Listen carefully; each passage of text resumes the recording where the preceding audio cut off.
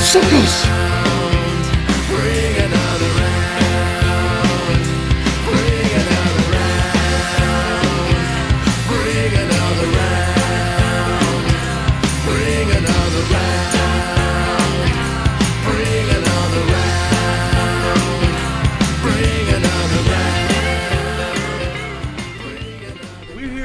Jonathan Drew. What's up, man? Those who listen to the show know we're unabashed. We don't apologize for it. We're Drew Estate diehards. I know it might not be the PC thing to be when you're in the business of talking and reviewing cigars, but some things are bigger than that, and we've been Drew Estate fans way longer than we've been doing this little microphone business. So it's an honor to have you here, man. Well, first of all, if that's a very nice thing that you said, really appreciate that. And you guys are press, you guys are media. You're media, new media. And I remember early on in the cigar industry, before there was new media, when I started in the cigar industry, people didn't have cell phones. That's that's how far back it goes. Think of it. 1995, I started making the calls to Davidoff, making the calls to Rocky Patel. At that time, Indian Tobacco, making the calls to everybody to start collecting cigars, so that when we opened at the World Trade Center on Super Bowl Sunday, 1996, we would have. So really, I got in the business in '95, and I remember always running around like, maybe I had a cell phone for 3 years or something, like from like '92. Is that right? 93? 92, 95? Maybe. Big one. Yeah, you would have those. Yeah, you still had those big bank phones. Yeah. Right. So think of it. This is my point. My point is that your loyalty to Drew Estate, and amongst other newer companies, or whether they're newer or traditional companies, is that so many of the guys our age. I'm 45. I don't know you guys' ages, but you're a little bit younger than me, maybe 10 years younger, but we have been in this business, in this culture, in this community for so long that there was only Cigar Aficionado and there was a little bit of Smoke magazine. So when new media came into the system, where do you think new media, it's always been, going back, is that when you had Drew Estate on board, like when I got in the business, advertisers would come to you and say, hey, listen, JD, we got Carlito Fuente on board. This is something you need to really look at. And that meant a lot to me, as it still does. And then as Drew Estate became the company that provided a vision, right? Forget who makes best cigars and this is that. Everybody makes great cigars. It's when people started to come in new media, they came to Drew Estate because we shared a lot of common threads. Yeah. We shared this modern aspect of looking at smoking cigars, at who we smoke cigars with, at the mood we're in when we smoke cigars, what music we listen to when we smoke cigars, what we're drinking when we smoke cigars.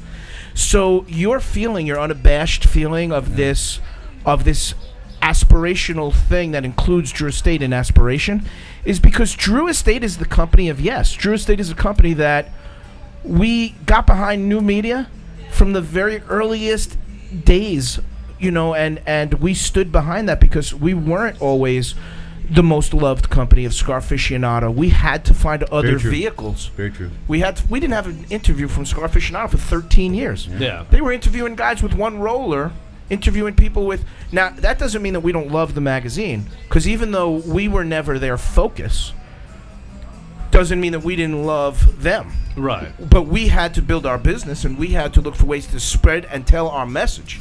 So new media and all of these companies, there's a Nas song, I forget which one it is, but he says his DNA, it was when him and Jay-Z were battling, and he says to Jay-Z, I'm open. He says, you can't go against Nas, because my DNA is in every single rap artist that's on the market today. And there's, I believe in what I'm saying 100%. There's Drew Estate DNA. You look at any of the marketing, and forget about looking at specific companies, right? Right. But even if you look at the traditional companies, so much of Drew now and the things we've done has pushed past what we do for us and has moved into a part of the culture overall. So there's, directly or indirectly, this is or that, and it's not just me. It's that when you have a graffiti studio of 47 full-time graffiti artists, and you're breaking all the laws, and you're creating a nexus between different thought patterns of not. It used to be cigars were cigars. If you made cigars, you made cigars. You talked about Ligero, you talked about Viso, you talked about your bunching practices or where you place leaf. You talked about which countries you brought your tobacco from. But as Drew came into the element, we were talking about technology. We're talking about graffiti. We're talking about tattoos. We're talking about in 1999 doing get a tattoo at a Drew Estate event and you get a free box of cigars. I see that now everywhere. over and over and over and over and over. Yeah. It's not a bad thing. It's something that we can say, we're proud of that. Yeah. You know what I'm saying? It's not a bad thing because we built on what we saw from Carlito Fuente. Those were building blocks from Rolando Reyes, from Ernesto Perez Carrillo. We built upon those things, and those DNAs, especially Carlito, run through Drew. And then we cast our kaleidoscope very broad, very unique, and very colorful.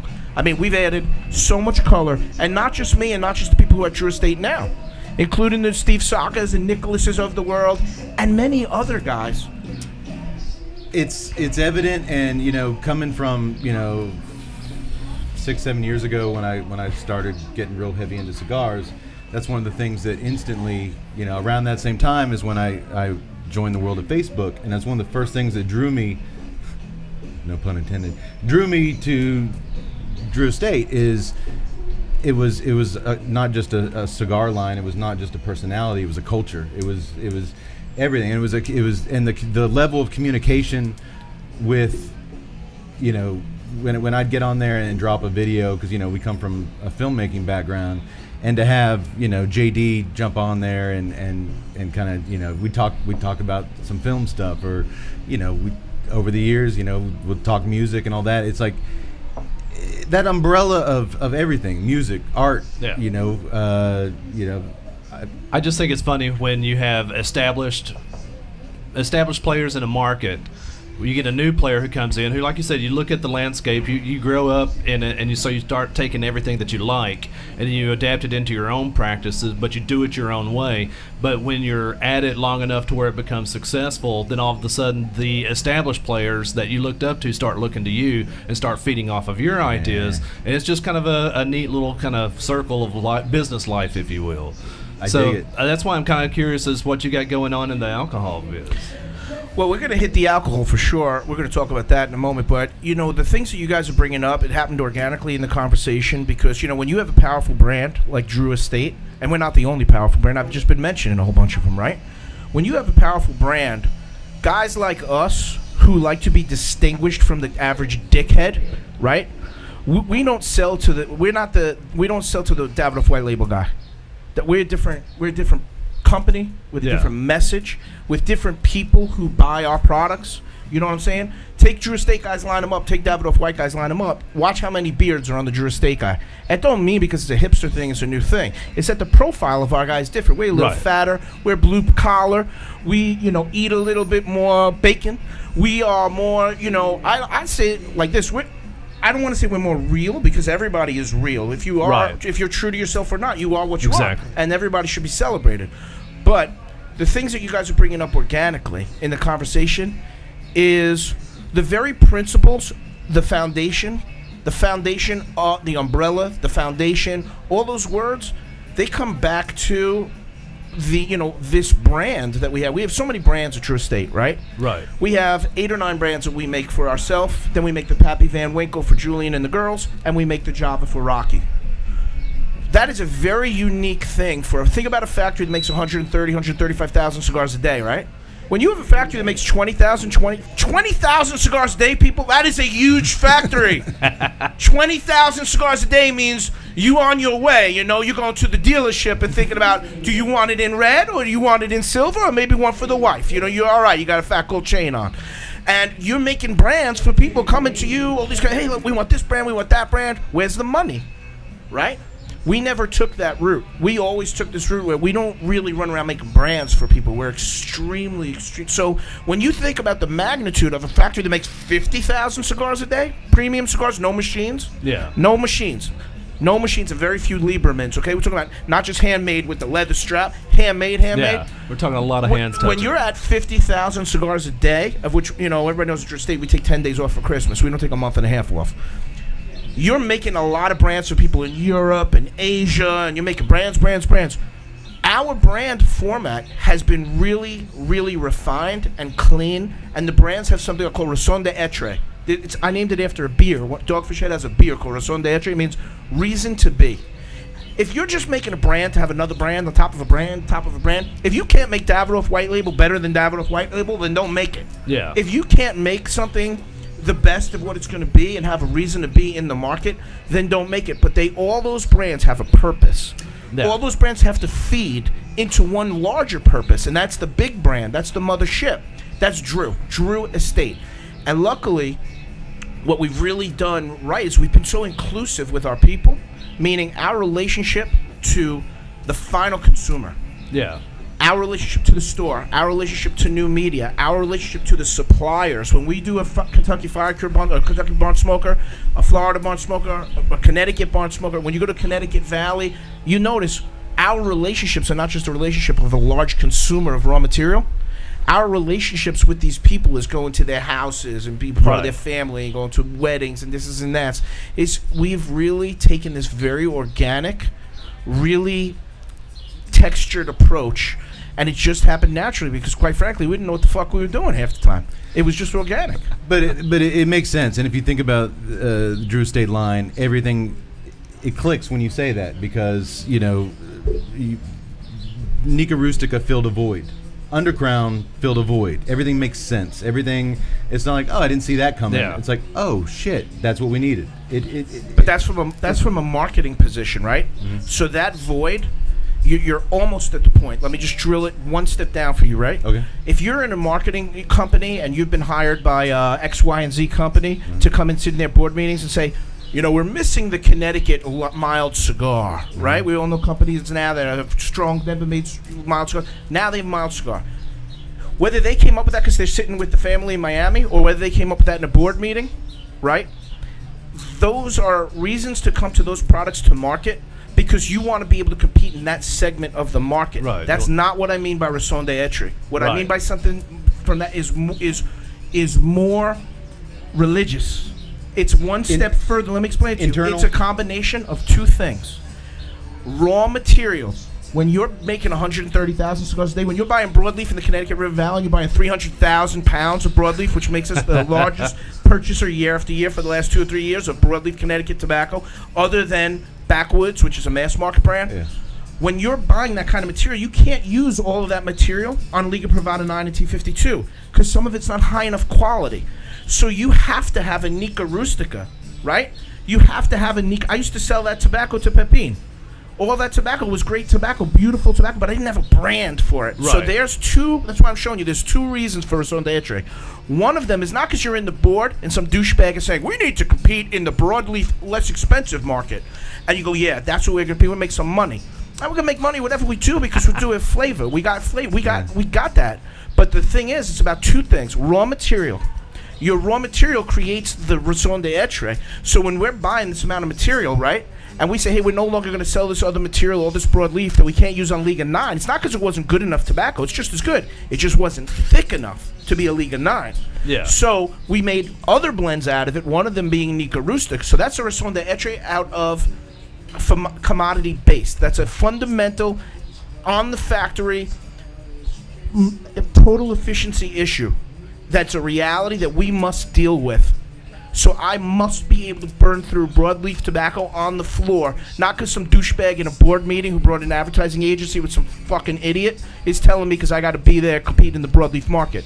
That's a factory production reason. It turns out you got to make the reason why people make short filler cigars is not to make money from a short filler. You don't make money from a short filler cigar. You turn in tobacco to cash.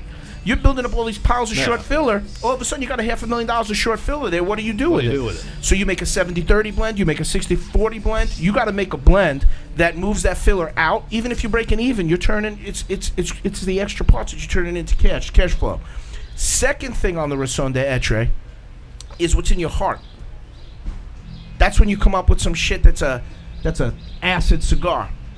down the pipeline to the coffee infused segment, a Kahlua, a Java, Tobacco Especial, Legends. That segment, creating a market segment down the line to T52. What we did with the team, Saka, Nicholas, myself, the farmers who we worked with, Jaseni at the factory, Lewis at the factory. It was quite a team effort, right? But overall, that's a game changer. Segmentation has been there forever. People have been using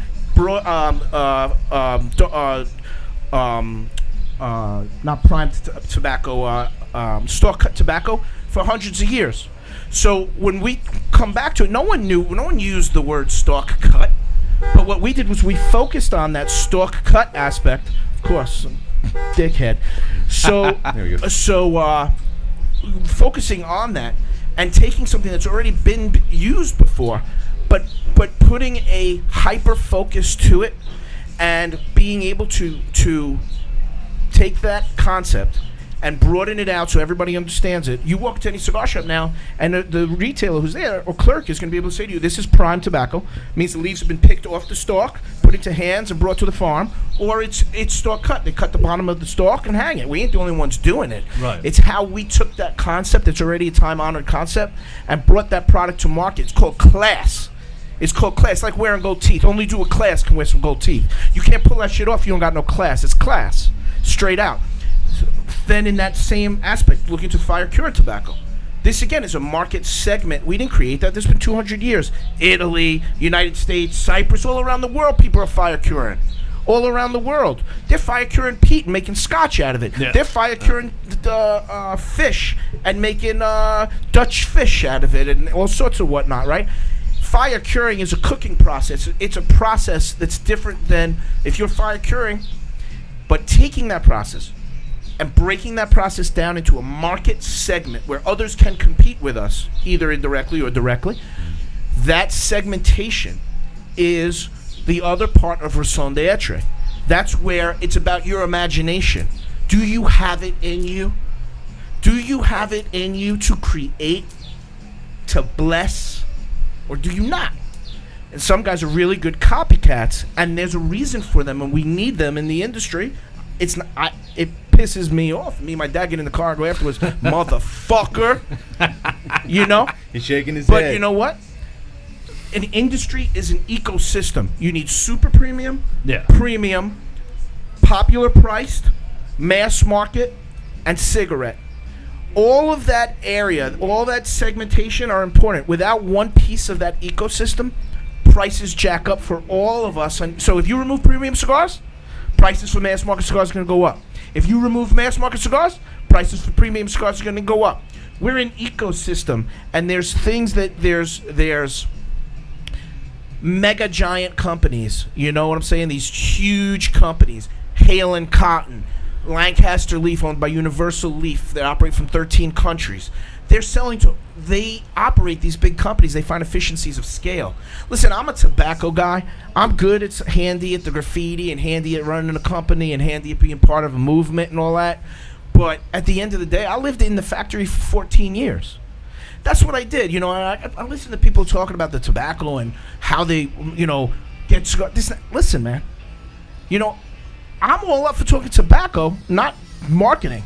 You know what I mean? But that's part of when people meet people in the corporate world and you say, what do you do? Oh, I'm in charge of sales and marketing. What do you do? Well, I'm the number 2 guy at sales and marketing. What do you do? I'm a production guy. What do you do? I'm a finance guy. Sales and marketing is always together. At Drew Estate, our movement has never been sales and marketing together. Sales alone. Marketing and production, that's one function. Who do you talk to that says to you, I'm sales and marketing? How many times you heard it? 1,000,000 times. How many times you talk to somebody says to you, I'm production and marketing? It's not usual. Yeah, no, it's not. that we broke the rules. It's when you asked me about the spirit side, right? Yeah. I don't know fucking shit about the spirit side. That's what's going to make it fresh. That's why we're going to break the shit in half. That's why our booth, you go to the shows, dude is like standing on top of us 6 deep to talk about, listen, that distributor's good, blah, blah, blah. It's because we're not there. The first thing I wrote in the first thing we ever did is our first shit we ever wrote. We are not 4th generation cigar manufacturers. Now every Tom, Dick, and loser has put it as part of the shit. And guess what? In some companies, when they put it in, it looks right and it feels right. And I'm glad that they say that. Yeah. Because it feels good. You know, like I said, we've borrowed too. And we're not here just by fucking a miracle. We created tobacco. We didn't create shit.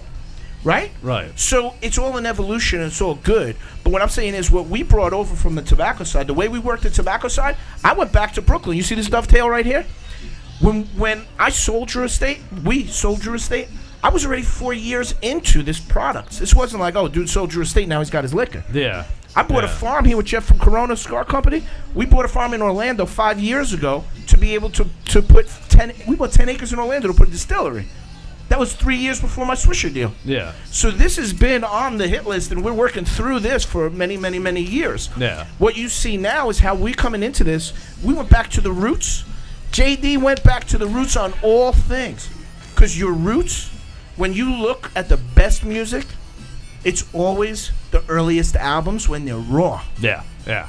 I gotta ask you though. That's a good point. Does that shit honestly bother you when people say, you know, you move into the spirit side after the Swishers? Does that really? I can't imagine that. Matt, really. so few people say anything to my face that's negative, unless it's a really, really close friend, where somebody who's going to break it down. Well, they won't say it to your face. No, but I'm saying it doesn't really bother me because I really don't hear it or see it that much. Sometimes on Facebook you'll see something or other, but you got to understand something. 98 out of 100 times, what I read and what I hear is, man, you may like Drew Estate cigars, you may not like Drew Estate cigars, but you love what they did for that motherfucking cigar industry. Because let me tell you something. It's undeniable. It's undeniable because you just need to stand at any store and count the people who walk in. Every time a person walks into a retail store, right? You own a retail store? No, you don't own one, right, Tuttle? But someone owns a retail store and you say, how many customers you get? 61. How many customers you get a day? 46. How many customers you get a day? Just divide that number in half if there wasn't a Drew Estate. That's my philosophy. Some other dude might go, hey, JD, that's a lot of bullshit. All right, well, show and prove, son. Because I'll tell you what, ask any motherfucker here what cigar they started on, and half of them are going to tell you Cuba or Blondie. And that's just the truth. It is the truth. And it used to be Macanudo, and a handful still start with Macanudo, and that's a big percentage who's behind that, and a percentage is Java. And a percentage, believe it or not, has been Underground. And some of the newer brands who are coming out. Look, we're not there's, like I said, there are so many great cigar companies out there. I can name for you many of them that who I believe are great companies.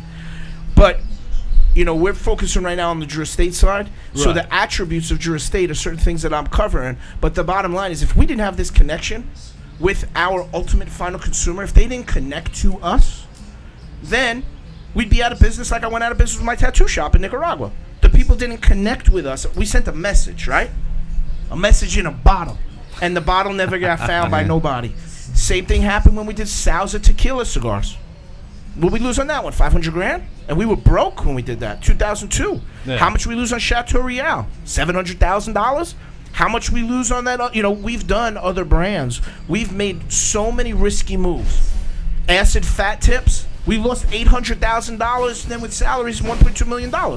Big, you know, huge mistakes, but they weren't mistakes. I always look at them as mistakes. Yeah. But now when I look at them as, those were the building blocks. Those were the building blocks. You know, all that brick on the wall. I always talk about the bricks on the wall. Yeah. All those bricks on the wall make that wall strong. Yeah. Some of those bricks are your errors, but that's still a brick, and it's still part of your super DNA. Valuable.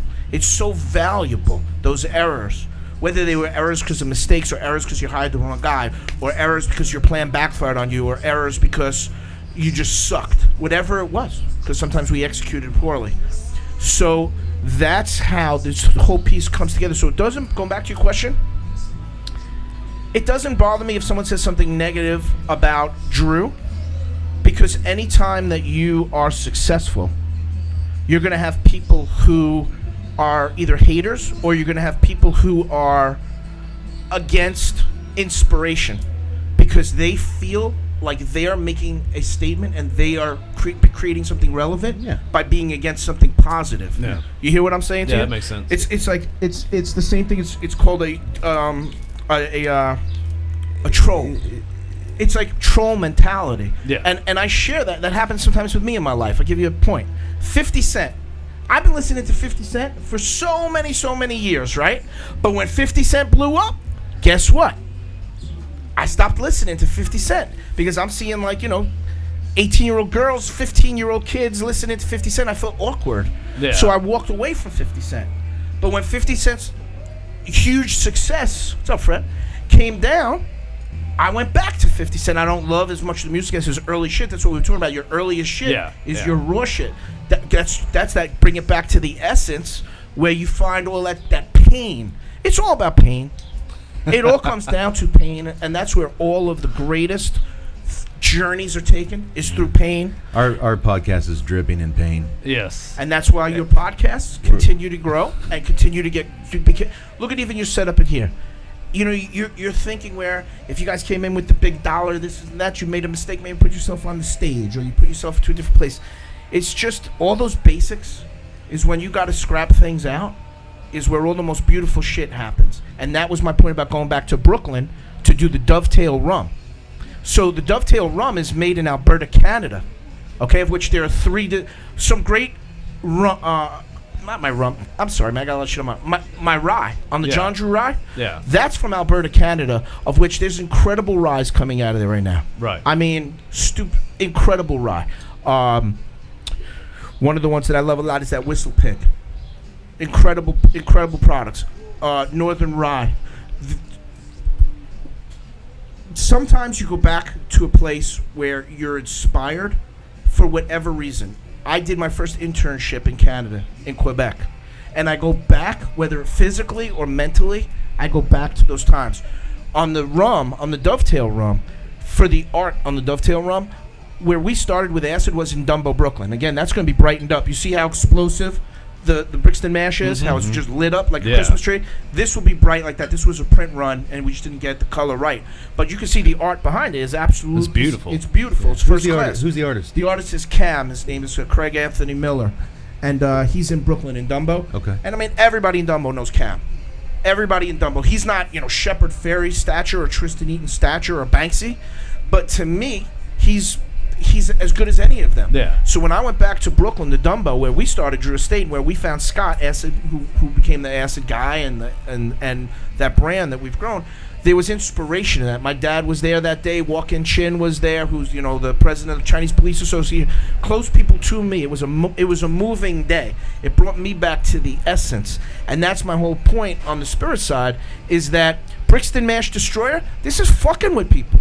Yeah. Brixton Mash Destroyer. People are like... It's hard to wrap your head around. Yeah, it's what Brixton Mash Destroyer is, for people who don't know. This is a straight Kentucky bourbon. Take that mash bill, and we mash it with a straight Florida rum. And this is sugarcane from the Everglades. We turn to blackstrap molasses. From that, we make a 4-year... Don't need more than 4 years. It's a 4-year, and there's one point about the rum. That mash bill... It's what I call like a mashup of music, and you'll notice that music runs as a theme through everything. Is that when you take the straight Kentucky, it's a 4-year straight Kentucky bourbon, and you mash that in the Brixton mash, it's a 5-year rum. In the Dovetail, it's a 4-year rum.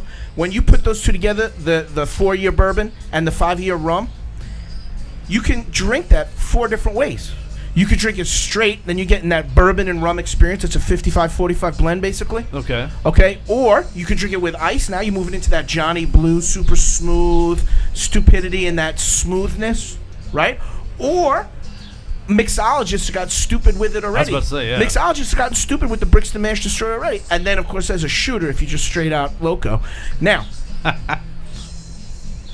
This really is very representative if you think about Drew Estate, what I was telling you about our earliest years. Our earliest years of Drew Estate, you were selling cigars.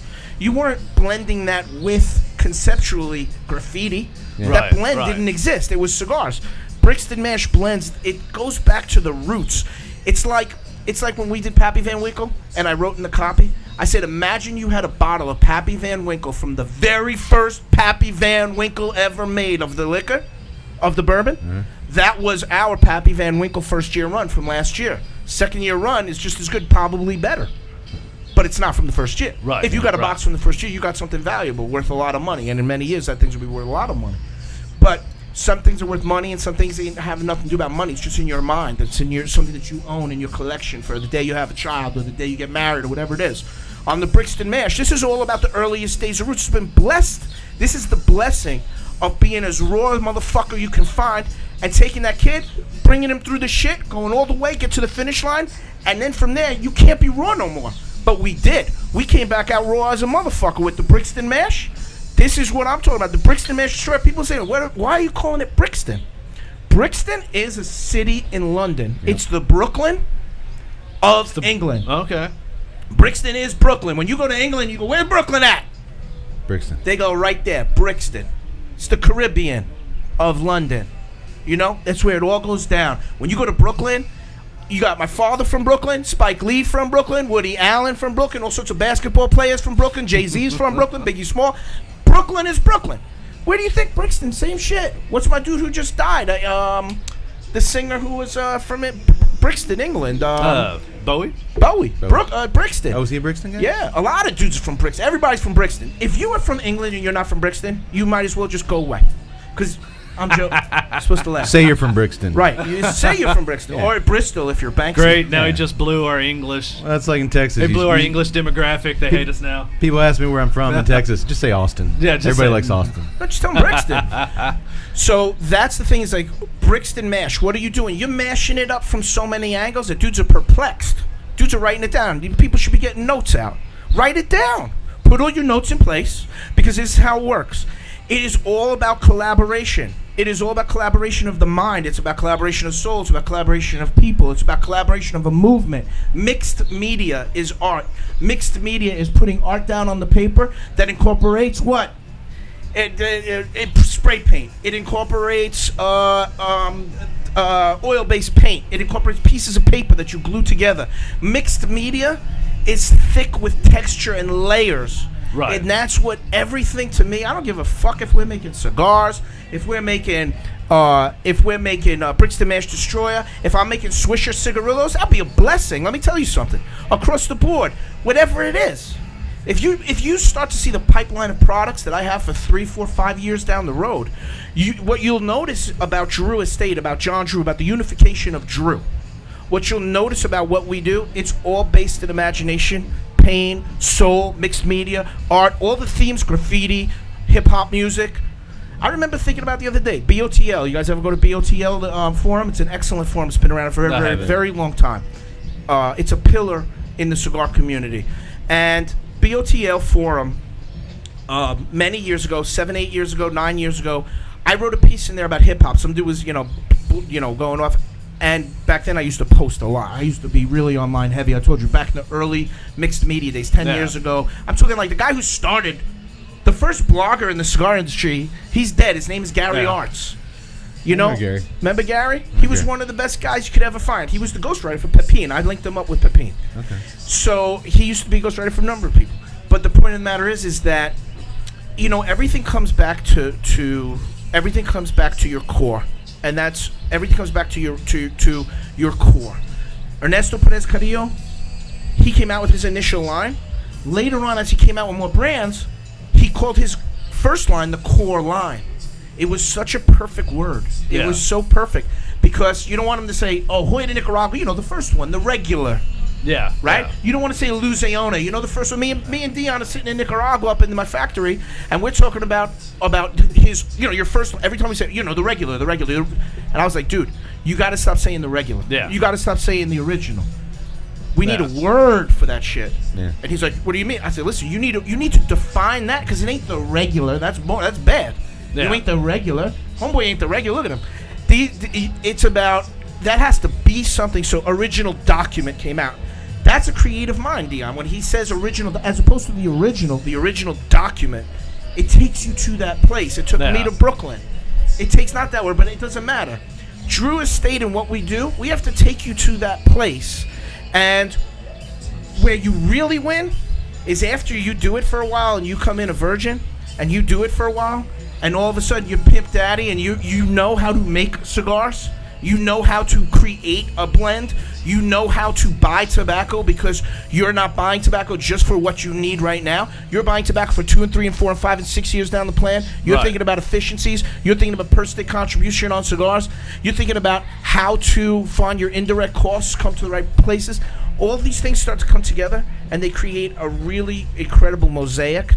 The trouble after that is egos and holding on to those mosaics and holding on to the things that the core parts, including yourself, not meaning like other people. I've caught myself I've had guys in my own company say, hey, you made a comment on Facebook that was rude. Go back and fix it. And I'm like, what the fuck are you talking about? And I go back and I realize it was a rude comment. And I fixed it. I made the one comment to the kid up in to Max a couple years ago when we were going through the sale. I fucking went off on dude. I remember. I had to go back, apologize, because he's a great kid. I overdid it on the dude, and I got my ass kicked for it.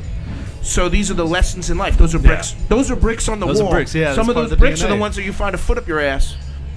But those bricks about Drew is that we're open with it. I'll tell people, every time we grow, every time you see Drew go from 80,000 cigars to 90,000 cigars, our quality goes down. Then we got to spend 6 months yanking that quality back up, and that's sucks because that requires all sorts of shit. It's not about firing people. It's that now you're making more cigars. Now you got more new rollers, new bancheros, new supervisors, new problems. Yeah. We got 199 problems. Then from there, you grow from 90,000 cigars to 112,000 cigars. Your quality just went down again. You got to yank that quality up. It's the people who say, yes, we have a problem. Let's fix that problem. Let's get it squared away. And your consumers go, you know what? My last box of Undercrown wasn't exactly right. But then guess what? The next box they had, if that shit's back on schedule. So, as you grow, I watched it with Padron. I watched it with plenty other companies. Okay? It's the same thing. Every time you grow, you go through those growing pains. And some of those growing pains could be staff, could be money, which I went through many times, could be quality. So what's up? I'm talking a lot of shit. No, you're talking a lot of good shit. It makes sense. And you use the word mosaic, and I think you need to put that name on a bottle because I think mosaic from everything you've got going on and everything you've done, it does. It's What about Mosaic Duché? Mosaic Duché. Still don't know about this. Will you call me that? We didn't certify you as Tuttle Duché. That's reserved for drinking moments. It's funny, Diz. Whenever you use your boardroom voice, I hear Tuttle's voice. You board person. Are you a board guy or what? Are you a corporate dude? He owns a marketing agency. I do sales and marketing. Nothing wrong with that, man. When I don't get him in this podcast thing. It's funny. To our listeners, real quick, about a year and a half ago, JD and I were texting, chatting, and whatnot, and he's like, "Hey," he sent me a text. He's like, "I'm gonna be on the road. I'm gonna call you in an hour." It's like, okay, and we talked for like 2 hours. More. And he's like, "So what do you got going on? What do you?" Because I kept telling JD, "I want to do something with you. I want to do, I want to put you in a film. I got this film. I wrote a film. I want you in this. We got another idea. We had like a shitload of stuff on the table, and I was unfocused. I was kind of swimming, struggling to find. You weren't just unfocused, but I was also not able to help us focus on it because I was going through the sale of the company at that exact time. But I think we kind of got that, but I don't even know if you remember. One thing you said was, you know what? Grab something, whatever feels right, grab it. Yeah. And this is it. And if we chose poorly. Here we are. No. Here we are a year later, and I mean, it's crazy what gets you here, but yeah. I mean that talk was big time, man. And I got a Facebook reminder. I told you about a month ago. It was a year from our first show. And JD did an Instagram post pumping us out, which, man, nobody knew us from shit, and we need you guys to broadcast from the factory. And it would be great to have you guys broadcast from the Barn Smokers. That would be nice to have you guys at the Barn Smokers to broadcast from there. Even if, it doesn't have to necessarily be a show all about us. If you're doing a show and you're just broadcasting from the Barn Smokers, or one of the Barn Smokers, and this year you do Connecticut, or next year you do Kentucky or whatever. So, I mean, I know that could be in our budget for you guys to come out and for us to fly you out and do a podcast from our spot. That would be exceptional. Listen, we like what you're doing. We know it brings value, not just to Drew, but for the entire industry. Your consumers, your listenership. I mean, these guys, you're doing stuff from the heart. Well, we're different. Give us that. I mean, I'd say a vast majority of the feedback we get, they're film people because we talk a movie while we're talking smokes and drink. I'd say we have probably more craft beer and film listeners than cigar folks, and which is a great opportunity to introduce a whole bunch of people. There's been people that come up and they're like, which cigar do you suggest? When we get a Facebook message from someone that's never smoked a cigar and like, you guys made that shit sound so good, I went out. started smoking cigars because of you guys. Yeah. Tuttle Douche. Tuttle It's Douche. your fault. That's right, Pope. That's right. I'm going to just say certify that. I'm going to not call you because you know what? It's not. I'm just kidding around. I like Tuttle Douche. No.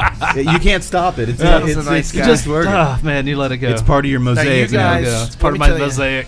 My mixed media but I days. mean, to go back, It's not right there on the Your newspaper. mosaic. It's right there in the There's a newspaper. little bit of. Wait, I got a tag for you. There's some Douche in all of us. There we go. There's Tuesday some Night Cigar Douche Club. in everybody. Tuesday Night Cigar Club is pro Douche. Wait, what? What? If anything, let me just say this: if anything, besides loving the brand, loving everything within the brand, your connection to not only Drew Estate guys, but from a music, from a just a. I mean, I say it all the time, man. Yeah. Getting stepping out momentarily from the film world, where ego and it is the most unwelcoming, selfish, and Yeah. the fact we could never sit here with our favorite director and have him be as Candid. Dude, I was Can't watching do. BET last night. You know, after we did the dinner. Yeah. My dad and I, we both went back over to the hotel, and I said, I want to be fresh for today. I'm going to chill out. And I watched like 3 hours or something was the BET 2015 Music Awards. So I'm watching that BET, right? And they pan out to the Rihanna was in the front row, Right. and it was the one where they honored Smokey Robinson. It was really beautiful. But you could see like when certain artists went to the stage, or it was how political and how ego-driven everything has become. In the art world, which I'm an art... Guys who know me know, people who know me, I collect a lot of art, okay? Some of it's, not going to be super valuable. It's Yeah. I just love it. Yeah. And some of it's got some value to it. But I collect a lot of art. Most of it is urban art, street art, or artists who started there and then moved into a little bit more fine art. But that world is so fucked up. The egos of these people almost sometimes prevent you from buying a piece because you're like, I met that dude. I'm going to put that shit on my wall. Then you got to make a decision. I do love that piece. I do love that piece. And you know what? Eventually, I'm going to stop thinking about that dick. But it'll fade away. It'll fade away. So you got to find the right place. And, and that also comes down to why people choose to consume the things they do. Yeah. I met this dude. You guys are talking about the beer industry, right? Are we past time or what? Are we got We a have few no moments? time. So I met this dude who was telling me, a bigwig, right? A bigwig in the spirits industry. And he said to me, in the spirits world, people are promiscuous. And I said, what do you mean, like the reps and shit? No, the products. People are promiscuous. And I'm thinking, all right, they got a wheelhouse of products, right? Like in the cigar industry. Homeboy smokes a Padron one day. He smokes a Fuente the next day, a Cinco Vegas, whatever the products are. Good high-end, mixated, all around, right? Yeah. What his point is that people who drink bourbon, they're not loyal to any brand because there's so many things in their Right. wheelhouse. Yeah. Now, with cigars, you could say it's the same way. All of you guys have different cigars you smoke. A Rocky today, a Gloria tomorrow, a Drew the next day, Fred's cigar the next day, whatever it is, right? Christian Aroa,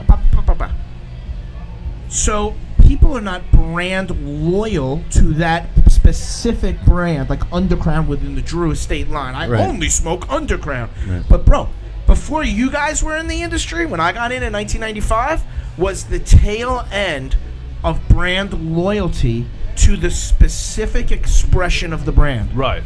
That's where taxi cab drivers would pull up and say, like this, and the woman would come out of the cigar shop and throw the box into the taxi cab's door, and he'd pay him later with a check, right? Yeah. He'd smoke his Upman Robustos, whatever it was, every single time. That's all he smoked was Upman Robustos.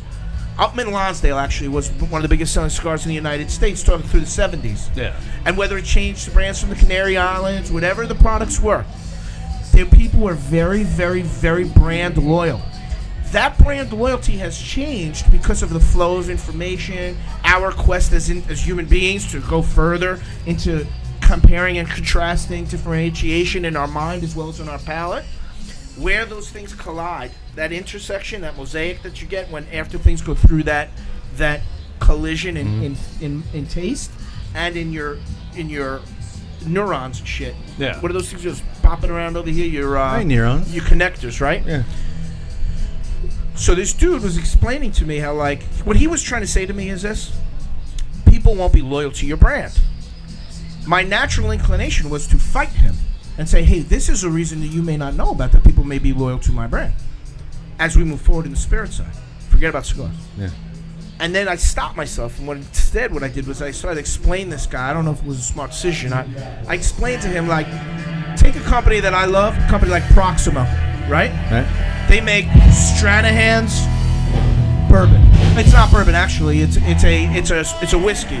It's actually made 100% of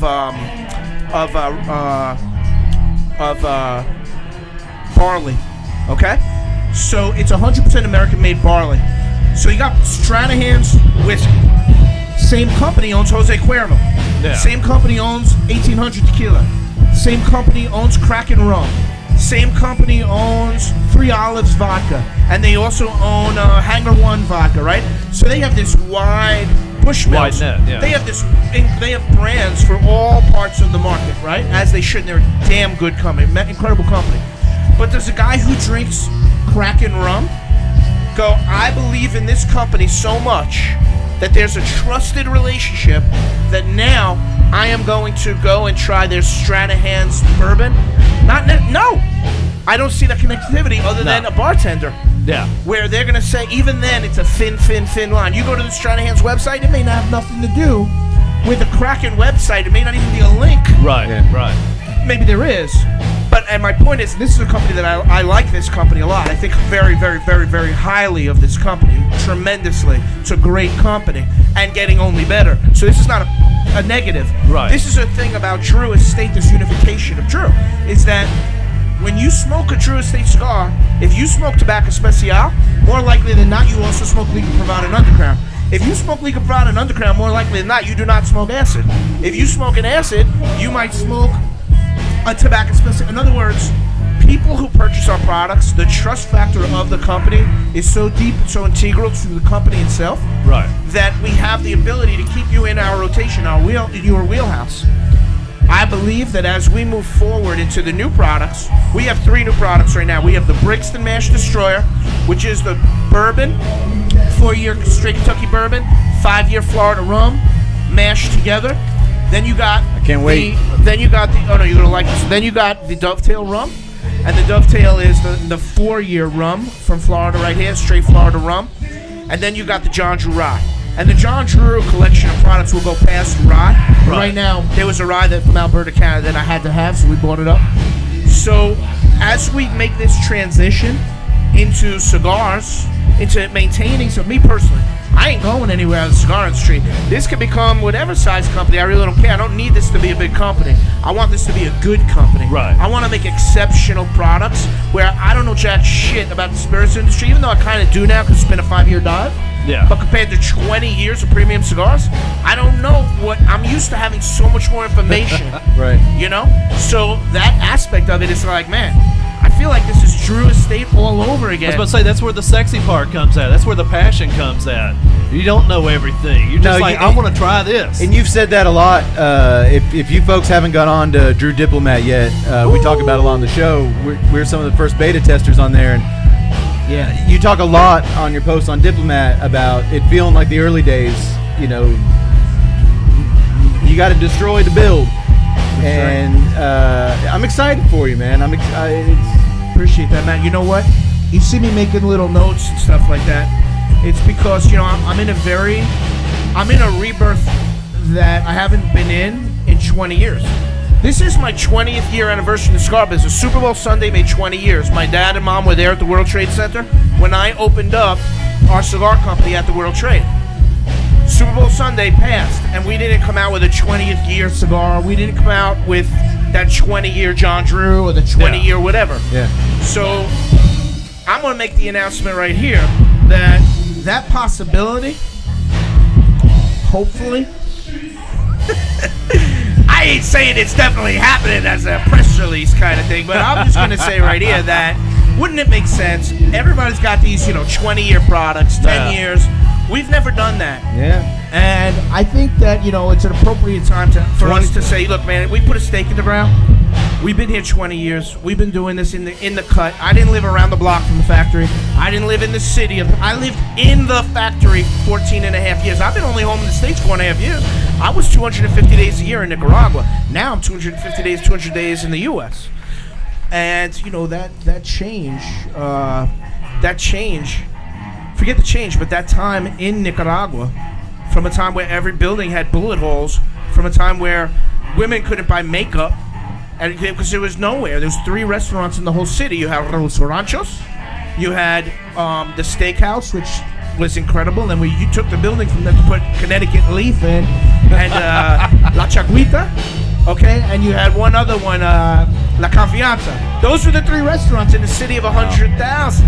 Wow. You know what I'm saying? Now you got 75 restaurants. You got nice ones, middle. You got the one where everybody goes to when they're in Esteli now, the Steakhouse. Or you can just go eat at Skip's house. Yeah, you got Skip. He's always and that's cooking a great us. thing, too. You got all these great new cigar manufacturers. It used to be in Esteli, you would have like 10 manufacturers. You got Drew, you got Oliva, you got Perdomo, you got Plasencia, you got Joya de Nicaragua, you got Perdomo, you got Padron, you got the basic lineup. And I'm sure it's been the General Cigar Company, which used to be Torano.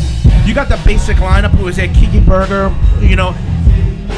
Then now you got 44 factories in Esteli. That's blown up. 44 factories. Blown up. Fucking crazy. That's a good thing. Yeah. It's a great thing. Because what's showing you is that your selection of products, all these guys who have new concepts, new ways to do things, new things that you may not like the cigars, you might love them. You might not like them. You might love the art thing I spoke about earlier. So, next steps for us. You talked about our new products, Tuttle, and from the spirit side, you have the John Drew Rye, Brixton Mash Destroyer, Dovetail Rum. You could go to mashdestroyer.com, and because I want to know if you are a defender of the leaf or a destroyer of a defender of the mash or a destroyer of the mash. I'm a destroyer. We are a destroyer. We're destroyers. Destroy us. Destroy it. Yeah, it's interesting, man, because you know what? As much as Drew Estate has been disruption. I realized, we ain't disruptors, we're motherfucking destroyers. You know what I'm saying? It was like, wait a second. We were disrupted before the shit was cool, where you were like a douchebag if you were disrupted. You were like a dickhead. Like, people would be like, JD, I got a little problem. I smoke your acid, but when I play golf with my attorney and the accountant, I really can't smoke the acid because, don't get me wrong, I buy them. That's what I smoke in my house. But I can't smoke an acid on the golf course with my attorneys because I look bad. And I'm like, nah, dude, what you don't realize is you look good. You are the one who can say, fuck you. You ain't scared to climb on your Harley or your Indian motorcycle and pull up to the rice burners and say, hey, listen, the motherfucking badass has arrived because you have taste, you have class. That's a dude who can put on some gold teeth, which got some class. You gotta have that confidence, that attitude, and that ability to put your nuts on the line and take the chance. Well, don't give a fuck. Yeah. And well, for 2 things. One, your pompous golfer voice sounds a lot like Tut too. Damn it. And You love beating Tuttle up. Now I think you might get stuck with Tuttle Duche. Now I know. Touche. I fulfill a role. But- I fulfill a role. But 2, when we first started this, I used your hashtag on all our stuff. Fuck making the legacy. Or Fuck making the list. fuck making the list. legacy. Make the legacy. And whenever someone would tell us, you know what, your podcasts are too long. your podcast nobody does a 3-hour podcast. They cover too much stuff. You don't talk enough about the cigar. You know what? It feels right. Fuck making the list. There's a whole list of podcasts out there. Let's do something different. You make the legacy. It's up to you. Listen, Find man, we your never voice. made no top 10 Speak lists. it. Exactly. We never made no top 10 lists. All of a sudden, we're making the top 10 list. That's cool. I ain't complaining. Yeah. But guess what? We made a legacy that nobody... People say to me, how do you feel now that you no longer own Drew Estate? Dude, I never owned a Drew Estate. What did I own? Documents, pieces of paper? When I'm fucking dead and gone, that building is going to be there. There's going to be people in that building for hundreds of years making cigars. Hundreds of years. that is a legacy. When you don't own it, it owns you. That building ain't going nowhere. That building ain't going nowhere. There's going to be people making cigars in that building for the longest time. That's a legacy. So the podcast owns us. Yeah. Your podcast, brother, that you're building something, what I call the Snapple Doctrine. Your podcast in 5 years, 10 years from now, you don't know what that's going to be. Mm-hmm. So here's my point. What I call the Snapple Doctrine is this. I grew up on Long Island. Snapple came from Long Island. Now, I might have this whole thing fucked up in my head because I never went on the internet and researched it, I swear to God. But I got this in my mind, so I'm going to stick with it. My Snapple Doctrine. When I got Snapple in our house, when my mother came back with Snapple in a case, it was like 12 Snapples or 24 Snapples. They were bottles. You know what that was? That was soda.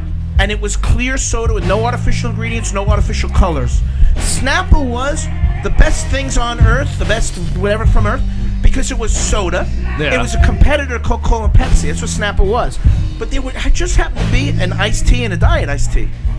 And what happened was those two iced teas led the way. Whoa, we're selling 500 to 1 on the iced tea. Let's do peach.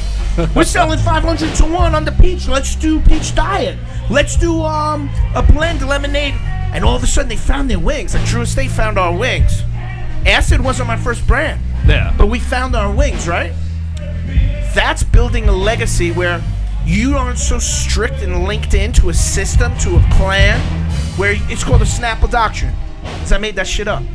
And they didn't even got to pay me. I like it. So that's what it's about. It's about finding your wings, finding your path, and not becoming egocentric and not a douche, because douche is okay, but a fucking douchebag. Okay, and that's okay what you're doing now. Is that you're building your legacy. You're building the future for your media plan, and where it's going to turn up from now. In 5 years from now, you're going to have your podcast. Look at. You get what I'm saying? Yeah, we just do what we do. We got a voice. We speak loud and clearly. And if anybody likes to listen to it, great. And if you don't, and when I buy my first bottle of Dovetail, I'm mixing it with Snapple. Damn straight. Ooh, that might be something. Maybe I should call those people up. Real quick. That's not a bad idea. I can't let you go by with. We're at Cats Fest.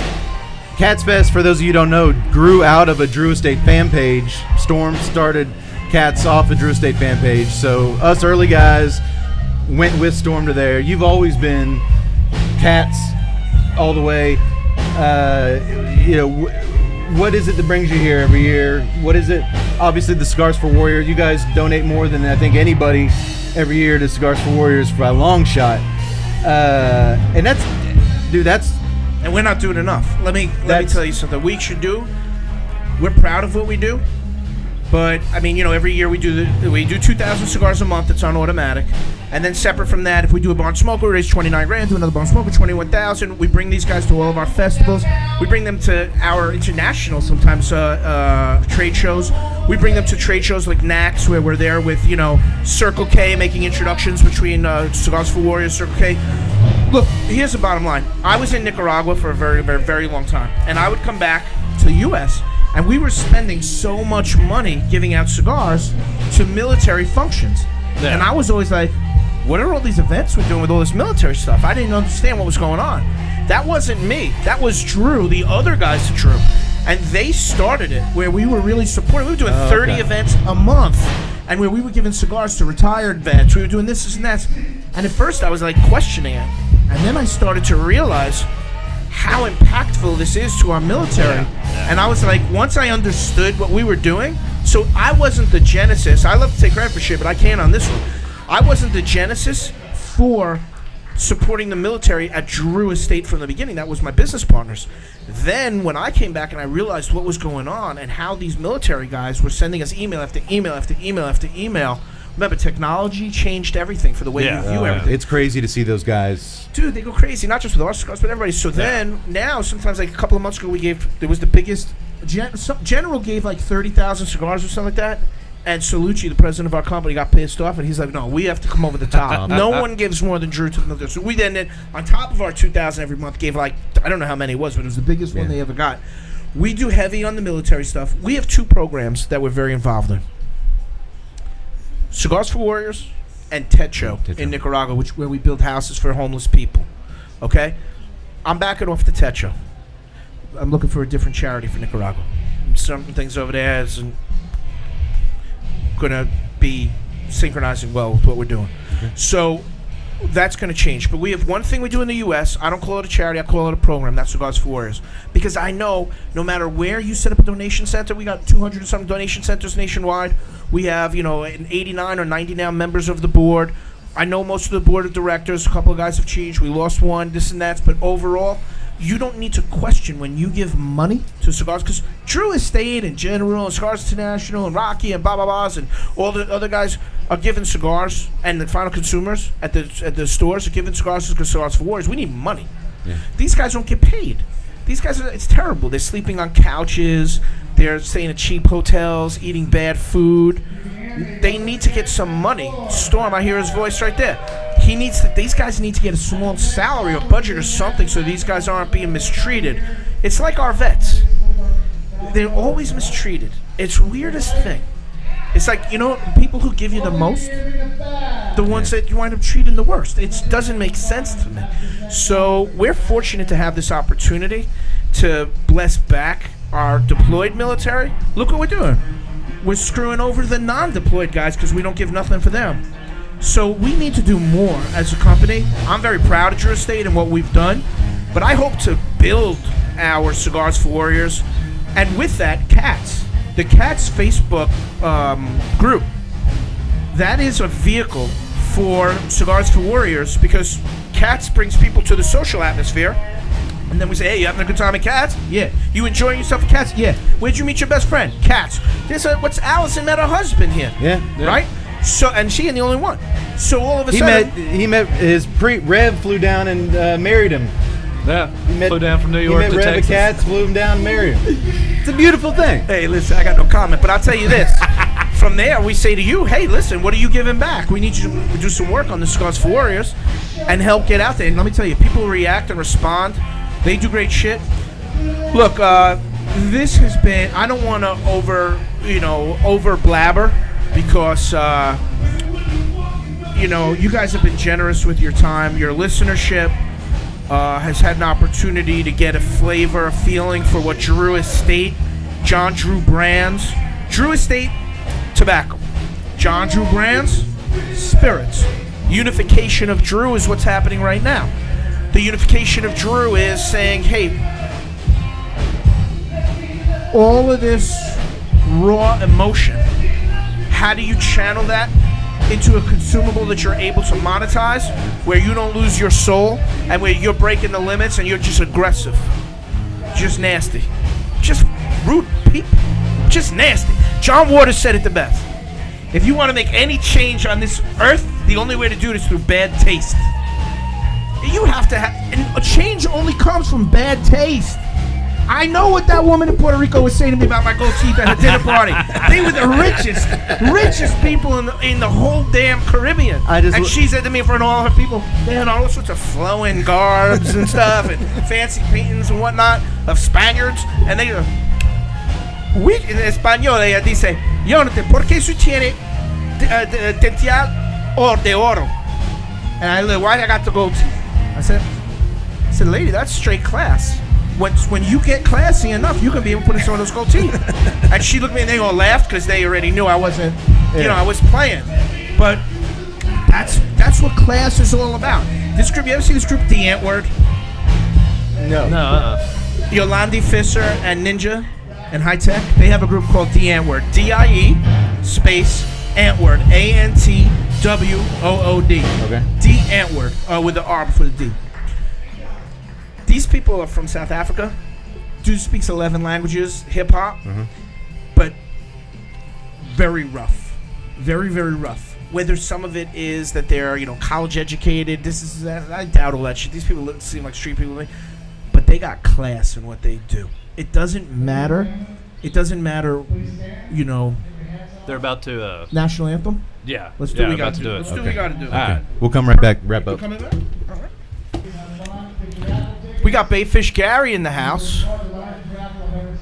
How we doing? Okay. Getting shit done? Look at that outfit. vibe? Look at that outfit. Jump in front of that camera for a sec. Come over here. I like those pants. Go over there right in front of the table. I Look knew at this you would guy. like the pants. Look You at guys this. like those pants? This is a like vet the right here. pants. Turn around. Look at the camera. Look at that outfit right there. All right, beat it. You didn't stop recording, did you? No, I did not. All right. Well, we're back. We took a little stop for the national anthem. I just want to wrap things up. Like I told JD, we speak from experience. There's a lot of people here wanting to see him. Yeah. You still bitch about your First time I saw you, I saw you work a meet and greet for 5.5 hours. Was that the first Cats First Cats Fest? That was Fest. first cast And you fest. want to That know was what's funny? amazing. I was trying to eat that pizza when you guys came up. You were last in fucking line, dude. And it was 9 hours. And I never will do that ever again. Because that shit... We will not either. Let me tell you what happened. That's why we started the podcast. And you know I'm just what? saying, but that's how legends are made, man. Dude, I remember, so there was pizza, and I was so hungry, and I was back then, for Cats Fest, for Cigars International Cigar Fest, I would do those 8-hour and 9-hour shits. Man. And that day, I was so worn out. You know, the first 3-4 hours, I really enjoy it. Yeah. And then you don't enjoy it as much, because you have moments you enjoy Yeah. it. Well, But you wouldn't know it by the time we got there. Like I said, we were at the end of the line. Yeah. No, it's because I had the pizza. and- When you guys Oh, walked up, Oh, that's what it was? I turned my We back got on the you guys, resurgent. and I said to you guys, I go, listen, I know I'm being rude, but if I'm remembering correctly, am I right? Yeah. Yeah. I turned around, and I took fucking pizza and I just started shoving it in my and I'm eating. And all of a sudden, once that pizza hit, I turned around and I was like, all right. It's go time. I was probably covered in red sauce, but Everyone, check out, is it johndrewbrands.com? yeah, you can go to that one. That's a temporary site right now, johndrewbrands.com. Facebook is where it's at. I mean, that's... Mashdestroyer.com. I want to know if you're a destroyer or a defender. That's the action I'm asking of people when they come to the website. I want them to do something. Destroy All right? it. So we want to know if you want us to destroy it or keep it traditional. No, I we'll can promise you destroy this. it. One thing about Drew is like this. Ready? We've been all these years breaking the rules. Newmarket 7 acid, coffee infused, Kentucky Fried Cured, right? Now a lot of people have come up behind us in a positive way, getting more experimental into exotic tobaccos like us. What do? Double back with Willie Herrera, very, very, very traditional cigar maker. Yeah. And we double back with a master blender who's totally traditional Cuban style. So when it's all about the zigzag zigular. It's all RZA. You know, the earliest pieces of Drew Estate come down to hip-hop music. All of the manuals that guide what we do, it's all RZA, it's all Nas, it's all Jay, it's all Jizza, it's all Wu-Tang, it's all written. It's open. It's like open source for technology. Drew Estate ain't nothing to fuck with. And that's the bottom line, is that all of those lyrics that you keep closer to your heart than you realize, whether they're country lyrics, whether they're hip-hop lyrics, doesn't matter. It's that these people, it's not that they say things perfectly. It's about passion, not the kind you see on Shark Tank. There's nothing wrong with that. I love my Shark Tank. But it's not like sometimes, just passion for passion's sake. It's when the real legends are born, when the real legendary products are born. Sometimes a legendary product comes out of a dude who ain't a legend and will never be a legend himself. But he made a legend, or she made a legendary product. It's open source because it's all here. That can't be taken from you no matter what technology they come out with or what mad scientist can inject something in you, put under your skin. You will always have the freedom to create. And in different ways. A woman can create a way that we can't create. A creative, talented person who's a creative type may not be able to create from a financial aspect. That's why I've always preached about finding your way, finding yourself, and fighting for that vision. Tooth and nail until it's the 9th inning. I need that money because if the company's failing, we're going to win in the top of the 8th or bottom of the 9th inning. The winners are not born in the 3rd inning of the game, of the baseball game. The winners are the ones who persist and win at the last, with that long motherfucking Pippin arm. At the last second, That's when you win. You don't win when you start. Otherwise, we'd all be, Every Mac day and I Daddying. hustle. Every day I hustle. Every day we hustle. That's why we start the show. I love it. That's what I love, man. That every day you're hustling. That is exactly. It's all my man. Stay fit. Look at that outfit. That shit was planned out a month ago. Look at that outfit. Well, hey, JD's out there. You can find him. And Facebook. Brixton Mash Destroyer, Dovetail Rum, John Drew Wright. You doing craft beer? Down the line? Everything is open right now. Remember something, bro. I thought I heard craft It's beer. not a matter of, I have it in the advertisements where we're going to do craft beer, but I want you to go back to the point. If I don't make craft beer, but I'm working with a brewmaster who makes my favorite craft beer, beer is a component of things. All these things are components. They all merge together. I got you. So It's think the about the way mosaic. bourbon is created, right? Think about not just bourbon, but whiskey. Think about, so it's not that you make beer. It's that You take something from what you like and It's- incorporate it in a it's new way. all mixed media. It's all mixed elements. That's what gives it all the depth and texture. So, in terms of hard products, you can get more information about it. You go to my Facebook page. It's Jonathan Drew. I got a page. And then I got a Jonathan Drew profile. My Twitter, I don't use it that much. My Instagram I'm pretty good on, which is Jonathan Drew 1. My Twitter is also Jonathan Drew 1. But go to my page on Facebook. It's Jonathan Drew. And then mashdestroyer.com. It'll be a good place to work from there out into the other spirits products and beverage products and other things. go. And then we're going to take it from there. And listen, we're easy to talk to and easy to communicate with. You just got to reach out and make an effort. You guys are the best. Well, we're definitely authentic, and this has been a nice interview. I talked a lot. You're gonna have a lot of other guys coming up with great stories, and I know most of the cigar makers who are here, and you guys have a great lineup today of unique individuals who have their own great stories, and some of which we've borrowed from, and they borrowed from us. And whether, like I said, in any of the little pieces that make our story comes together, it's not built in a vacuum. But you guys are going to have a nice time today. Thank you for this opportunity. No, thank you, And JD. hey, also don't forget, DrewEstate.com. Listen, that's still the home board right there, Drew Estate. And Drew Estate Tobacco Company is the mothership.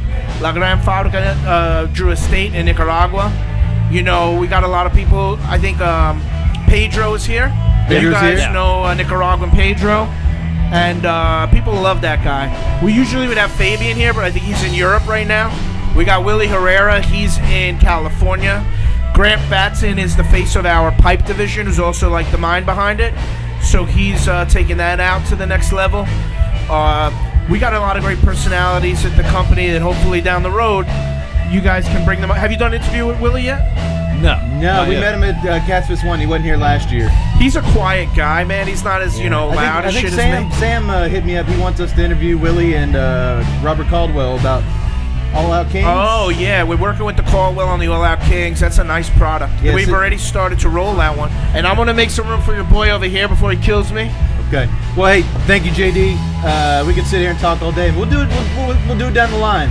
Well, I might sit in for a minute and listen to your boy over here. Okay. Let's see. Check out all the links, and once again, thanks for joining us, Yo, buddy. thank you guys again, man. And I like what you do. You guys got a great attitude, and you guys are having fun, and you're creating something that's valuable. You're exploring into, all these cigar guys who, and not just cigars. You're not limited like that. You're digging into these passion projects and passion brands, and you're giving people an inside scoop as to what makes these brands what they are, and I don't want to define what you do because it's bigger than what I understand. We try. Would you say we're the Snapple of podcasts? What now? Would you say we're the Snapple of podcasts? The Snapple of podcasts. Let me see. Bigger. Whoa. You're like the fucking Snapple in Arizona, all fucking tied up into one. Like the Chub Rock And of Mystic. Wait, what? How are we Chub Rock. 1990. I'm going back Chub there. Rock jumped upon the Come scene. on. Tuttle With a pocket of Douche. green. Chub Come on. Rock, dude. I hope you still ain't listening to Chub Rock. Yeah, that's still. No, what music you guys? Busted. What music you guys listen to? I'm all over the place. I go everywhere from Beasties to George Strait. If it's good, I like it. Right. So Right, Beasties. I grew up on I'm pretty much Beasties. I'm pretty much 90s hip hop. 90s hip hop. EPMD, Oh, all the best stuff. the good stuff. Yeah, the it's all old good. stuff. All right, man. I don't wanna Hey, overdo it. public. Have fun. Thank you, brother. Give me a hug. Nice. This was a long time coming.